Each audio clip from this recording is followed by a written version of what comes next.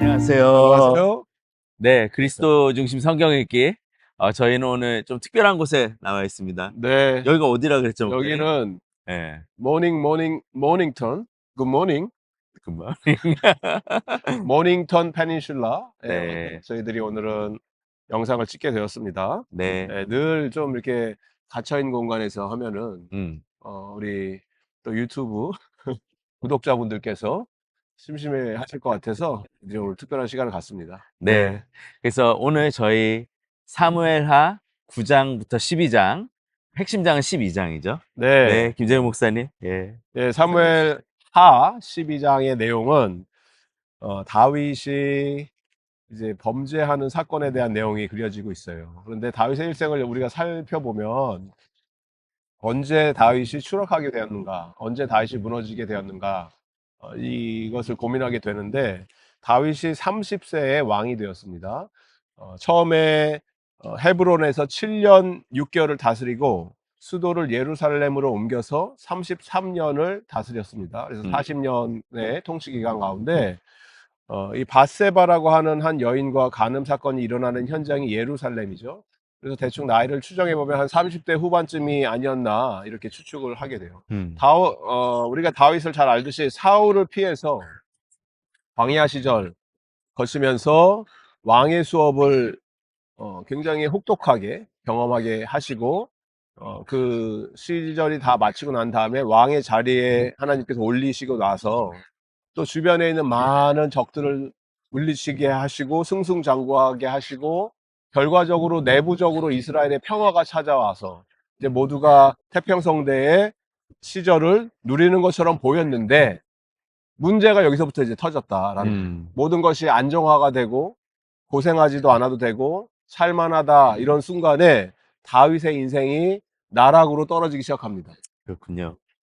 모든 게 다 잘 되었을 때. 그래서 음, 무엇이 이제 과연 다윗의 추락의 발단이 되었는가 그걸 좀 살펴보면 좋은데 11장을 우리가 묵상하셨을 때 보시면 간음 사건이 일어나기 이전에 어떤 일이 있었냐면 이런 표현이 나와요. 11장에 봄이 되고 왕이 출정하는 시간에 왕이 전쟁터에 나가서 백성들을 위해서 싸워야 되는 그 시간에 다윗은 낮잠을 자다가 일어났다. 음, 결국 어떻게 보면 왕의 직무를 태만시 여기고 더 이상 자기가 해야 될 일을 감당하지 않는 순간 게으름의 영이 임했을 때 낮잠을 자다 일어났다. 이렇게 표현을 하는 거예요. 그래서 어슬렁어슬렁 자기 부하들은 전쟁터에서 열심히 싸우고 있는 동안에 다윗은 옥상에 올라가서 어슬렁어슬렁 하다가 한 여자를 보게 되죠. 그 여자는 보통 여인도 아니었고 목욕하던 아줌마를 보게 된다. 아하, 예. 네, 남자들은 사실 보는 것에 약하죠. 우리 시선이. 그렇습니다. 예, 네, 그래서 너무나 쉽게 흔들려 버린 거예요. 어, 이런 고민을 좀 했으면 좋겠어요. 여러분 요즘 뭘 보고 계십니까?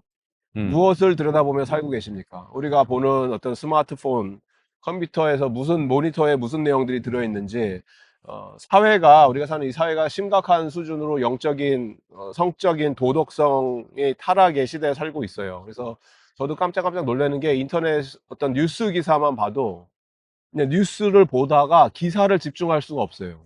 옆에 뜨는 배너들 때문에. 그렇죠. 배너의 광고들이 옆에 수영복 입은 누나들이 자꾸 나오고 이런 게 네, 이런 거가 나오면 그냥 꺼버려야 되는 거예요, 바로 그 순간. 예. 그래서 철저하게 내 눈을 지켜야 돼요. 내 음, 눈은 소중하니까. 우리의 영혼은 소중하니까. 맞습니다. 네, 그래서 한순간 곁눈질 하는 게 이게 이런 다윗이 범죄를 하려고 작정을 한 게 아닌데 그냥 곁눈질 했던 거죠. 음, 그게 파멸로 가는 그냥 지름길이 돼버린 거예요. 그 순간. 음, 그래서 간음하지 마시기 바랍니다. 간음이 뭐예요? 예수님의 정의로 따지면 간음은 음, 실제적인 행동의 영역이 아닌 생각의 영역인 거죠. 내 맞습니다. 네, 생각의 고삐를 어느 순간 풀어놓는 순간 지나가는 여자를 보고도 간음을 할 수 있다는 거예요. 그게 예수님의 기준이죠. 그래서 새가 지금 갈매기가 저희 머리에 끼룩끼룩하고 날아다니고 있는데 맞아요. 네, 갈매기가 끼룩끼룩 날아다니는 것을 막을 수는 없죠. 저기 날아다니는 거 어떻게 막아요, 우리가. 근데 갈매기가 내 머리에 내려 앉아갖고 둥지를 트는 거는 막을 수 있다. 음, 생각이라는 게 그런 거죠. 안 좋은 생각들이 들어오고 할 때, 그것을 그냥 방치하고 내버려 두는 것 자체가 이제 죄로 연결되는 거죠. 그래서 그거를 빨리 없애는 것들. 예. 맞습니다. 남자들은 아름다운 여성이 앞에 지나가는 걸 어떻게 막을 수가 있어요, 우리가. 지나간다 했는데, 자기네들이. 그런데 그걸 바라보면서 시선이 고정돼서 이렇게 쭉 쳐다보고, 그걸 묵상을 하고, 하는 것은 우리가 스탑할 수가 있죠. 새가 내 둥지에 머리를 트는 것을 금지할 수 있다. 그래서 예수님이 정확하게 그 말씀을 하시는 거예요. 오른쪽 눈이 실족하면 그 눈 빼버려라. 오른손이 범죄하면 찍어버려라. 끔찍하게 들리죠, 우리에게는. 하지만 그만큼 죄의 문제, 음, 특별히 간음의 문제는 심각하다. 영적인 타락, 도덕성의 무너짐, 이 시대가, 시대 정신과 흐름이 그렇게 인커리지라는 시대에 살고 있기 때문에 더 적극적으로 내 육신의 정욕을 내가 채우려고 하는 욕망으로부터 끊어내야 된다. 네. 그래서 육체적 쾌락과 세상적 즐거움을 쫓는 게 세상의 어떤 나의 우상이 된 시대에 살고 있잖아요. 그러니까 그 우상을 우리가 지금 타겟팅 하는 건데 네. 그런 것들을 끊어버려야 된다. 음. 다윗이 아이러니하게도 인간적인 스펙에서 가장 최전성기에 있을 때 하나님이 가장 높은 자리에 올려놓으셨을 때 임금으로서 올라가고 더 이상 주변에 어렵게 하는 적들이 없을 때 가장 예루살렘의 높은 옥상에서 예루살렘에 있으면 자기 집이 있고 팰러스의 옥상 제일 꼭대기 있는 거잖아요. 맞아요. 피지컬하게도 네. 거기서부터 가장 밑바닥까지 추락하는 거예요. 음. 왕이 출전해야 되는 그 시기를 놓쳐서 왕궁에 낮잠을 자고 있었던 게으름과 나태한 죄. 옆집 아주머니가 목욕하는 모습을 봤으면은 빨리 눈길을 돌려서 내려가서 다른 걸 했어야 되는데 그거를 계속 쳐다보고 있었던 죄. 음. 결국 그 여인은 처녀도 아닌 남의 아내를 탐냈던 간음으로 이어지게 되고, 그리고 더 나가죠. 자신의 죄를 감추기 위해서 거짓 증인을 하고, 그런 적 없다 나는. 자신의 충성된 부하를, 자기의 부하를 죽이는 살인죄, 참. 살인 교사를 시켰잖아요. 네. 그러니까 이게 성폭력, 간음, 살인 교사, 거짓 진술, 제목이 한두 개가 아니에요. 다윗이 거의 흉악범 수준인 거예요. 음. 이런 인간이 하나님이 보셨을 때 내 마음에 합당한 자다 이렇게 표현을 해주신 거예요. 성경이 말하는 다윗을 우리가 존경하고 이름도 데이빗 이렇게 쓰잖아요. 네. 하나님 마음에 합한 인생을 살았다. 이게 다윗이라고 얘기하는데 이게 어떻게 가능하냐. 다윗은 모든 사람을 내가 속였다. 괜찮을 거다. 이렇게 얘기를 하고 있었지만 온 세상을 속여도 숨길 수 없었던 게 하나님의 눈길을 피할 수가 없었죠. 이런 다윗의 모습을 보시고 하나님은 얼마나 가슴이 아프셨겠습니까? 네. 속이 타들어가는 심정으로 하나님 아버지의 말씀으로 다윗을 직면을 하시는데 8절부터 10절의 말씀 내용이에요. 내가 부족한 것이 있었더라면 내가 이것저것 다 주었을 터인데 그런데 어찌하여 네가 여호와의 말씀을 업신 여기고 나 보기에 악을 행하였느냐. 반복되는 표현 10절에 또 말씀하시죠. 이제 내가 나를 업신 여기고 햇사람 우리아의 아내를 뺏어서 내 아내로 삼았은 즉 하나님을 업신 여겼다는 표현이 강조되는 거죠. 네. 그리고 또 병행해서 하나님을 업신 여겼다. 그리고 병행해서 강조되는 표현이 성경의 말씀에 보시면 네가 칼로 햇사람 우리아를 치되 암몬 자손의 칼로 죽이고 칼이 너 집에서 영원토록 떠나지 아니하리라 이런 표현을 합니다. 그래서 하나님을 업신 여기고 무시한 그 대가가 다윗이 저지른 범죄의 그 결말이 다윗의 집안에 칼이 떠나지 않을 것이다 이렇게 얘기를 하세요. 나중에. 네. 그리고 실제적으로 나중에 말씀을 묵상하시면 아시지만 정말 그런 일이 벌어지죠. 다윗의 자녀 압살롬, 암논, 아도니아 이 다 다윗의 아이들인데 전부 다 칼의 심판을 받게 돼요. 다 칼로 죽임을 당해요. 애들도 자기의 자녀. 네. 하나님의 말씀이 결국은 하나도 땅에 떨어지지 않고 이루어집니다. 그런데 하나님은 다윗의 이 범죄에도 불구하고 그렇게 다윗을 버려두신 것이 아니고 다윗을 이제 다시 회복시키시기 위해서 본격적으로 개입을 하셔서 이제 상황 전환을 일으키시는데 결국 하나님께서는 나단 선지자를 보내서 네.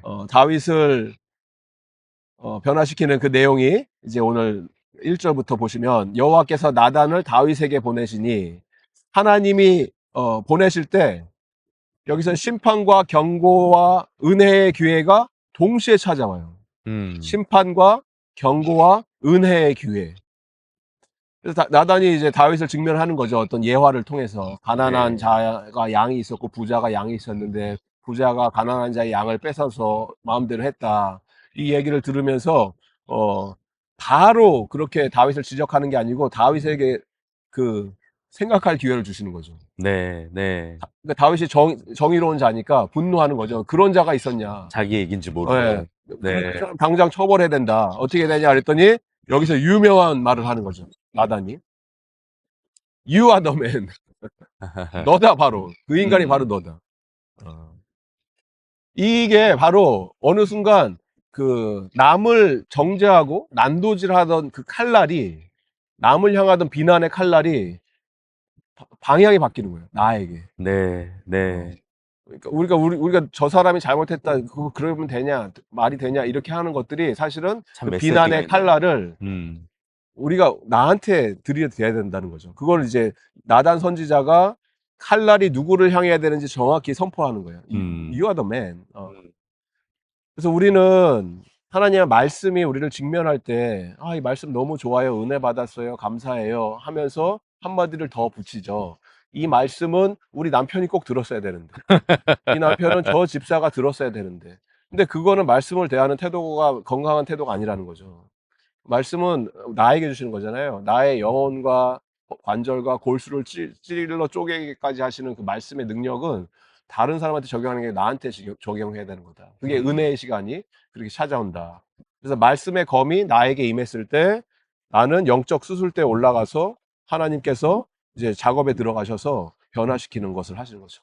그래서 다윗이 여기서 이제 하나님의 마음에 합한 자라는 그 의미가 이렇게 했을 때 다윗이 왕이잖아요. 네, 그리고 자기는 완전 범죄를 했다고 생각을 했잖아요, 지금까지. 네. 근데 나단이 알아버렸어. 그러면 악한 왕이라면 저놈은 잡아 죽여라. 그렇죠. 나단을 없애면 다 되니까. 그러면 또 이제 커버가 되니까. 네. 근데 다윗이 위대한 것은 여기서 무릎을 꿇는 거죠. 자빠지는 거죠. 꼬꾸라지기 시작하는 거죠. 그리고 부르짖기 시작합니다. 하나님 용서해 주세요. 살려주세요. 잘못했습니다. 네. 시편 51편. 51편의 네. 고백이 Create in me a clean heart. 음. 내 영혼을 정결케 해주십시오. 이런 고백을 하시는 거잖아요. 다윗이. 네. 이게 여러분 성경에서 다른 역대 문헌서들, 특히 왕의 역사를 기록한 것과 극단적으로 대조되는 성경의 특징이에요. 모든 고대 근동지방에 있었던 왕들은 자기의 잘못을 기록하지 않아요. 역사 문화에 남기진 않아요. 네. 잘한 것만 남겨놓지. 근데 성경은 철저하게 다 까발라서 고백하게 만드는 거죠. 모든 인간 왕들의 잘못된 수치스러움, 연약함 이런 거를 그대로 폭로를 한다. 성경은. 네. 그래서 이거를 역사학자들도 굉장히 특이하게 보는 성경의 어떤 유니크한 그런 메시지라는 거죠. 네. 말씀의 능력이 그런 것 같아요. 말씀이 찾아와서 우리를 뒤집어 놓게 하고 변화시키게 하고. 그래서 결국에는 이 다윗의 인생 가운데 그 죄에 대한 용서는 있지만 죄의 결과가 찾아와요. 바세바와 간음에서 난 아이가 하나님 데려가시죠. 음. 그러면 우리가 생각했을 때, 이거 죄를 용서해 줬는데도 왜 또 처벌까지 해주시고 이게 용서한 게 맞냐 이렇게 생각할 수 있는데, 하나님의 은혜가 어떻게 이제 여기서부터 시작되냐면 또 바세바와 통해서 낳은 그 다음 자손들이 나오는데 그게 우리가 잘 아는 솔로몬이 거기서 나오죠. 네, 그래서 솔로몬을 통해서 또 그 라인을 통해서 결국엔 하나님이 예수 그리스도라고 하는 유다의 어린 양 사자 다윗의 후손 예수님이 나오게 하시는 거죠. 네. 그래서 하나님의 놀라운 은혜를 우리가 이렇게 이제 보게 되는 거예요. 하나님께서는 언제나 죄에 대한 결과를 눈 감아 버리시는 분이 아니고 그것을 드러내시고 그거 죄의 심각성과 끔찍성을 경험케 하시는데 우리가 죽게 내버려 두시는 것이 아니고 네. 그것을 그 칼날을 아들 예수님을 통해서 맞게 하시는 거죠. 아, 죄에 대한 결과에 대한 칼날을. 그렇네요. 예. 네, 그리고 그걸 은혜로 바꿔 놓으시고. 네, 그래서 다윗의 이 문제를 통해서 우리가 깨닫게 되는 몇 가지 교훈을 붙든다면, 인생에서 가장 잘 나갈 때 음, 그때가 제일 위험한 순간이다. 맞습니다. 인생 자기 커리어의 정점을 찍는 그 순간 바로 나락으로 가는 그 음, 교만과 게으름과 나태함 속에서 무너지는 그 다윗의 모습을 보면서, 정말 우리가 하나님 앞에서 성공한 인생이 뭐냐, 하나님 보시기에 합당한 인생을 산다고 했을 때 그것이 무엇인가, 그걸 고민하면서 또 그 가운데서 우리가 무너지고 넘어졌다 하더라도 그 칼날이, 하나님께서는 나를 향하게 하셨던 칼날의 방향을 바꾸셔서 음, 자기 아들 예수를 통해서 예수 안에 있는 자들 구원시키시고 예수님 대신 우리를 돌아가시게 하시죠. 그래서 내가 살아나는 네, 그거를 이 다윗의 사건을 통해서 보게 됩니다. 네. 참, 너무 감사합니다, 메시지가. 네, 할 네, 말이 아직도 많지만, 네. 네, 너무 중요한 패세지 중에 하나라서, 그쵸? 네, 햇빛이 너무 뜨거워 갖고 네, 오늘 좀 맞춰주세요. 네. 그럼 기도로 네, 마치도록 감사합니다. 하겠습니다. 네, 하나님, 다윗과 밧세바 그 사건을 통해서 죄의 문제가 얼마나 심각한 결과를 초래할 수 있는지 주님 저희에게 깨닫게 하시니 감사합니다. 아멘. 하나님이 그냥 죄를 덮지 않으시고 죄를 드러내셔서 저희를 어떻게 살리시는지 회개의 자리로 하지만 무엇보다도 예수 그리스도께서 그 죄의 칼날을 대신 받으셨다라는 것, 죄의 결과에 대한 칼날을 대신 받으셨다라는 것을 생각하게 하면서 저희를 회개할 수 있는 그 자리로 초대하심을 감사합니다. 하나님, 그렇게 그리스도가 하신 일 신뢰하며 죄에서부터 돌아서며 거룩한 삶으로 나아가는 저희 한 주간 삶되게 하여 주시옵소서. 아멘. 감사합니다. 예수님 이름으로 기도드렸습니다. 아멘. 아멘.